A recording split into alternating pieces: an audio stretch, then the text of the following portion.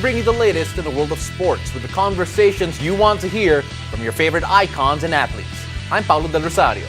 In tonight's game plan, we'll debut a new segment to break down the two semifinal matchups in the PBA All-Filipino Cup. We'll also hear from the new IBO Flyweight boxing champ, Dave Apolinario, live in the studio. And we'll check in with the Petro Gazz Angels after their campaign in the 2022 PBL Invitational Conference. Buckle up, sports fans. Let's get in the game.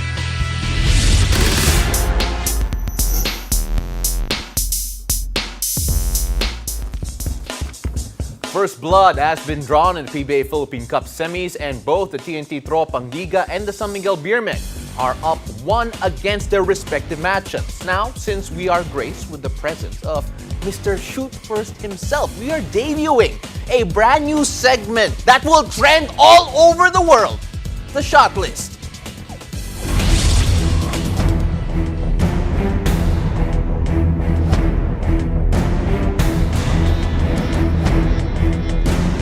Normally, our guests do not provide their own photos for their title cards when it comes to their segments. Pero Mikey Reyes has no excuse na he chose that photo out of all of his great photos in his locker to be shown for his new segment here today. Mikey Reyes is in the building. Mikey, maraming salamat. It's always a pleasure having you here. And again, thank you very much for doing this. And congratulations on your new segment here. Oo nga nagulat ako. But thank you for having me once again. Mukhang hindi pa sa akin, hindi pa nagagalit yung producers ninyo at binabalik pa ako. Hindi pa. But you know what? We're here to protect you no matter what. Kasi syempre, we want the hottest takes, we want the best shots. So we have Mr. Shoot First giving us his list here. So you have a number of key points here that you want to make about the semifinal series so far.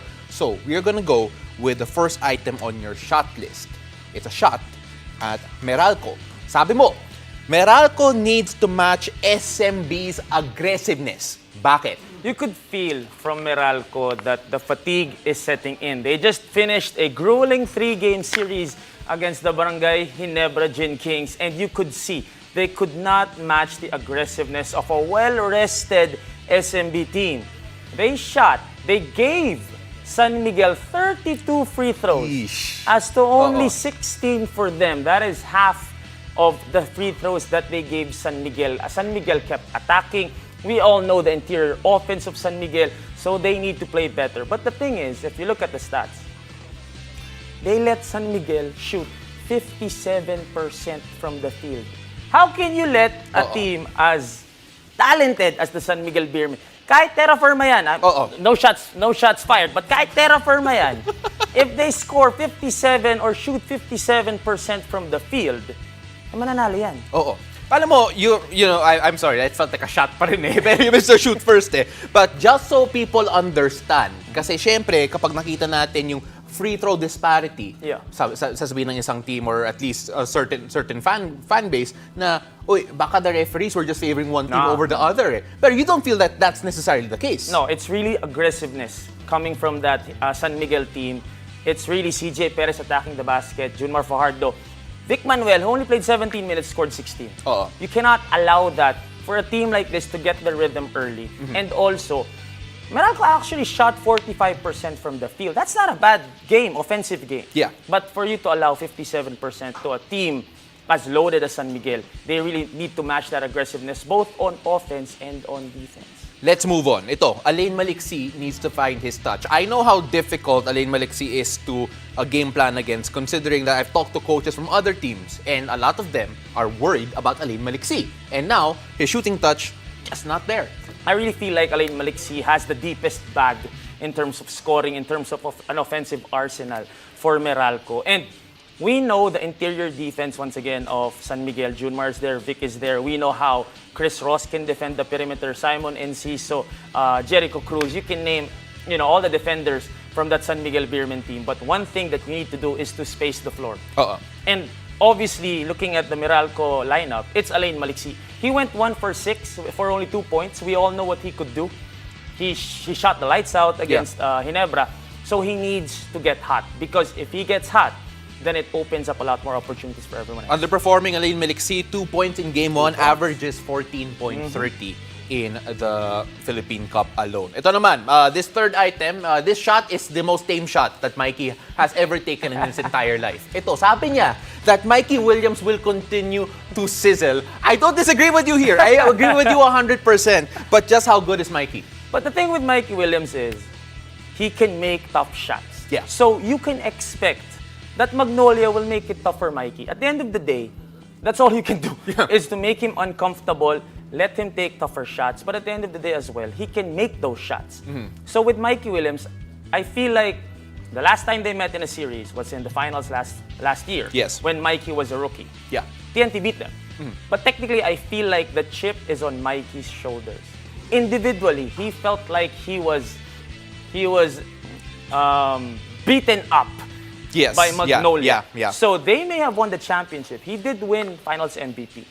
But you could see in his eyes na, kailangan ko talunin tong Magnolia nang hindi niyo ako napapunk. I agree. I see that. At syempre, just for people's knowledge here, in the last Philippine Cup Finals, he averaged around 27.6 points. And here, he scored 26 points in the first game. So it just shows you na iba talaga yung Mikey in a series. Oh, iba talaga yung Mikey. Iba talaga. In a sports show. Oh, in a sports show, iba talaga. Like, it's always going to be box office hits. Oh, ito naman, the hottest shot in his shot list here. And ako, personally, I would not make this take on live television na pwedeng balikan over and over again. Sabi ni Mikey, Magnolia will tie the series tomorrow.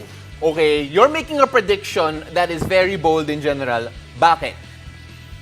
Coach Chot, Boy, Kib, Mikey, RR, I love you all, but I felt like Magnolia just didn't show up in this game. Especially in the first half. If you look at the game, TNT led by as much as 24 points. And if you look at that alone, you would think, wala, lopsided. Di ba? Kayang-kaya ng TNT ang Magnolia. But if you look at it, in the first half, TNT won by 17. In the second half, though, Magnolia won by 5.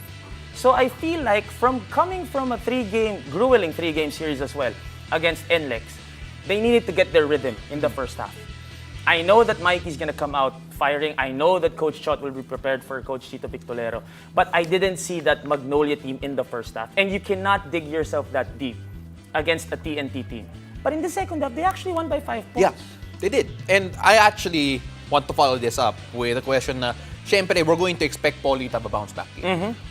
But we also saw na the bigger players, like the bigger, longer players of Magnolia, saw a bit more run in game number 1 compared to what we saw in the regular season, the elimination round. Sa palagay mo ba na magiging malaking factor rin yung mga bigs ng Magnolia should they get the win against TNT? Oh, for sure. And you could see it in Coach Chito's rotation. Nung first half, they came out flat. And Coach Chito did say that. Yeah. He felt like they were fatigued. He felt like they were tired. So he needed to put in a little bit of sparks. Laput played a lot of minutes. Minutes that usually you would see Ian Sangalang take over that 5 spot. So from the first half, you could see na parang Tito Victolero. It's a 7-game series. Yeah. So we cannot get too high, get too low here. So they found the energy coming into the second half, but you know that come the second game tomorrow, ipapasok na ulit ni Coach Chito yung core niya talaga. But, I love you, TNT. You know that. Ladies and gentlemen, please look for Mikey Reyes online if you're a TNT fan and galit ka sa kanya. All right, so we're gonna see Mikey a lot more as he covers the rest of the PBA Philippine Cup playoffs over on PBA Rush. And of course, you can also catch him here on the game. Maraming salamat, Mikey. Thank you very much as always. So, after the break, we'll welcome back the new IBO Flyweight champion, Dave Apolinario. Stay tuned. You're watching the game.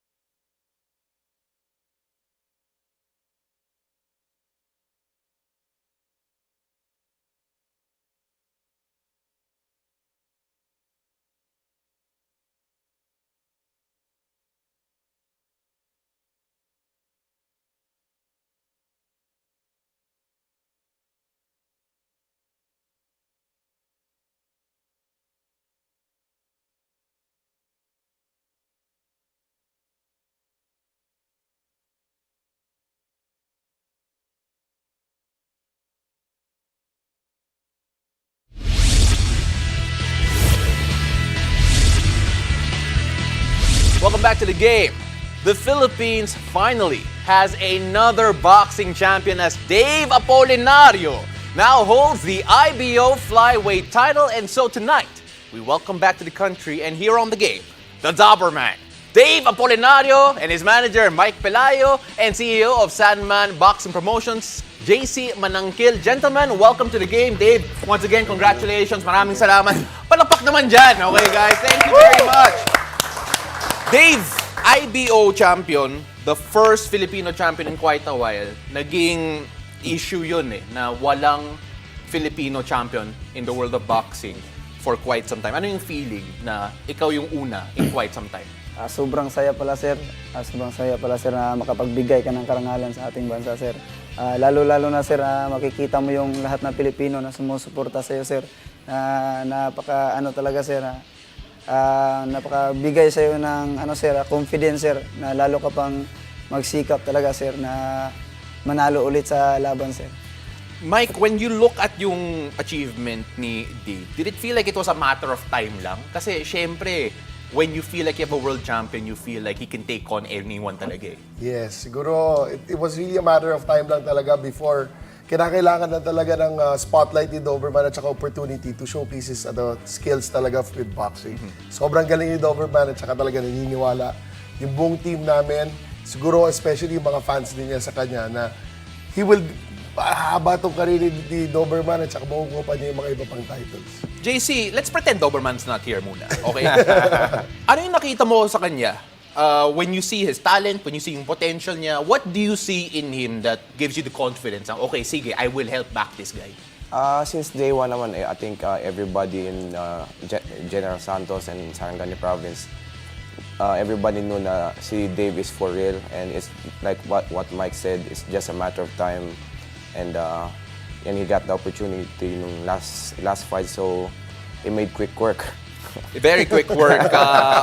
First round knockout over Gideon Buthelezi in South Africa, and of course 12 knockouts so far, 17 wins and no losses yet. Yes, and alam mo, I was looking at your bio. First of all, it's incredible that you came from a family na four boxers in your family. Tapos, of course, na-dedicate mo sa nanay mo. Yes, Who, for those who are wondering, looked at yung mga news articles, you dedicated to him kasi, she passed recently. Now that nag-settle in na, nag-sink in na champion ka, like, the belt is on your shoulder. How much more hungrier are you right now sa career mo na you want more para lang not just for your mom but for everyone who supported you? Sa akin sir, gusto kong marami pang panalo na dumating sir para alam kong wala na yung nanay ko sir, sobrang saya naman niya sir kahit wala na siya sir. Hindi niya naabutan sir 3 months to 4 months lang lumipas sir bago siya nawala. So, importante sir, ngayon na 2022 sir, nakuha natin yung belt sir. First sir. First of the many. Yes. First of many, hopefully for sure. Dave, sorry, I just want to ask about Yes. your mom again Yes, kasi syempre, she raised a family of Yes, boxers. Anong sinabi niya sa inyo, like growing up? Since bata pa ako sir, 12, na naglalaro pa ako ng mga amateurs. Grabe ka, supported talaga yun sir. Kahit saan kami maglaban, sasama talaga yun siya. Sabi niya, suporta talaga ako sa inyo kasi tatay mo dati, boxing hero din. Tatay, kaya sabi niya sir, kahit saan na national sir, sasama yan, manunood talaga yan. Hindi pwedeng hindi yan manunood pag malapit lang. Grabe yan. Nakakamiss talaga sir yung mga nakaraan namin sir na na makasama yung nanay ko sir. Na-feel mo ba na nanonood siya sa championship? Oo sir, feel ko sir. Sarap sa pakiramdam talaga sir na kahit wala na siya sir, feel ko sir, masaya siya ngayon sir, kahit wala. I'm excited to see what's next for you. Syempre, I'm sure your mom will be there also. Of course, I want to ask now, a lot of people na, okay, Doberman yung nickname niya. In fact, you call him Doberman here. Doberman. Bakit? Sorry I mean, bakit? Bakit siya Doberman? We were thinking talaga what a moniker to use for Dave Pero dahil simula dati pa lang, nung pa siya, amateur pa lang, talaga lahat nakukuha niya yung gold So kinakatakutan lagi si Dave ng mga fellow boxers na noon. Kaya the best siguro talaga is Doberman Talagang nandun yung gigil at saka yung tapang at saka yung pagkasiga ba? Oo, di ba? oo. I get that completely. At alam mo, JC, I'm so happy you're here. Kasi normally, kapag tinatanong ko yung mga boxers, any boxer in any level, sasabihin, when I ask them, what's next for you? Sasabihin nila, I have to ask my promoter. Mabuti na nandito ka. So, what's next for Dave and what's next for siguro the other boxers that you're helping manage here? We're looking at all the other champions of flyweight. In the next month, they will be ranked at least top 5 in all organization bodies. So we're looking at Martinez, Edwards, Dalakyan, and Nakatani. So we probably want Martinez and Edwards next. But let's see, whoever comes first. Pero no date pa rin, no? No, not yet. We'll be working that in the past next few days. Dave, I want to end with you here. Your message to all of the fight fans out there. Lahat mas sumusuporta sa'yo. At of course, yung promise mo for the rest of all the boxing fans out there who want to see a Filipino champion over and over again throughout the entire weight class. Okay. Lahat po ng mga Pilipino, sir, sana po hindi sila magsawang sumusuporta ng mga athlete, sir. Lalo-lalo na sa mga boxer, sir. Kasi hindi basta-basta mag-boxer, sir, kasi kahit saan, ikaw talaga palagi, pag Pinoy ka, ikaw talaga palagi ang dumadayo sa lugar nila. Kaya kung kailangan talaga, sir, may 100% preparation talaga yung sir, kailangan mo. Kaya sa mga sumusuporta ng mga Pilipino, sir, nagpapasalamat ako, sir, dahil nandyan sila, sir, nagbibigay ng sir, kasayahan sa mga boxer. Lalo kaming na-impress, sir, lalo kaming na-exciting sa mga laban, sir, lalo nang good luck sila lahat, sir. Maraming salamat po, sir, sa mga Pilipino lahat na sumusuporta. Ladies and gentlemen, the IBO Flyweight Champion, Dave Apolinario. Yes. Maraming salamat. Thank you very much for being on the show and good luck sa mga susunod mo na laban. Maraming salamat. Thank you. After the break, we'll catch up with the Petro Gazz Angels after wrapping up their 2022 PVL Invitational Conference campaign. Stay tuned. You're watching The Game.